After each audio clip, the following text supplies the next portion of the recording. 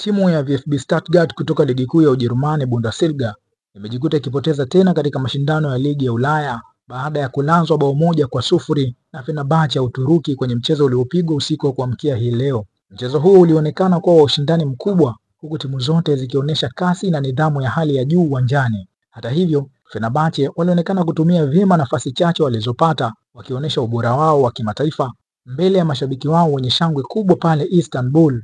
Bao pekee la mchezo huo lilifungwa katika dakika ya 34 kupitia mkwaju wa penalty uliopigwa na Karim Aktürkoğlu. Penalty hiyo ilitokana na makosa ya beki wa Stuttgart Angelo Stiller aliyemwangusha Milan Skriniar katika eneo la hatari. Licha ya kupoteza mchezo huo, Stuttgart walionyesha ujasiri na nidhamu ya hali ya juu uwanjani, wakimiliki mpira kwa muda mrefu na kujaribu kushambulia kupitia washambuliaji wao hatari akiwemo Jamie Laulin.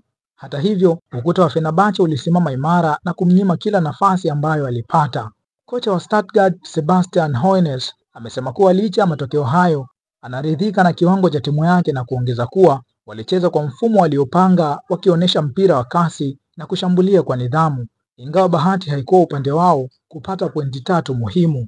Kwa upande mwingine, Fenerbahce wanaongozwa na kocha ambaye pia ni raia wa Ujerumani, Domenico Tedesco, wameendelea kuonyesha ubabe wao katika kundi hilo. Ushindi huo unawafanya kufikisha pointi 6 baada ya awali kuibuka na ushindi dhidi ya Dinamo Zagreb katika mchezo wao wa kwanza. Watazamaji wengi wamesifu ubora wa Fenerbahce katika kulinda matokeo na kutumia uzoefu wao wa michuano ya kimataifa, huku wakitabiri kuwa huenda wakawa moja ya timu zitakazofika mbali msimu huu wa ligi ya Ulaya. Kwa upande wa Stuttgart, huu unakuwa ni mchezo wao wa pili mfululizo kupoteza katika hatua ya makundi, jambo linaloongeza presha kwa kikosi hicho kinachotafuta kurejesha heshima yao barani Ulaya. Bakari Chimpanga, Doc Nation TV.